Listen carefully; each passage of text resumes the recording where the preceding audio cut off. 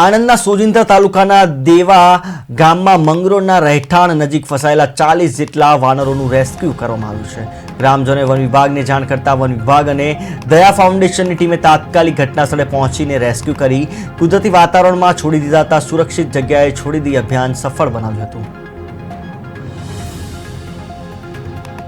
આપણે આણંદ જિલ્લાના સોજિંદ્રા તાલુકાના દેવાતરપદ ગામે હાલ હાજર છીએ। 2 દિવસ પહેલાં કાલ સાંજ સુધી માહિતી મળી હતી કે દેવાતરપદ ગામમાં જે છેલ્લા 15 દિવસમાં ભારે વરસાદ થયો હતો, જેના કારણે આજુબાજુના વિસ્તારોમાં પાણી ભરાઈ ગયેલું હતું।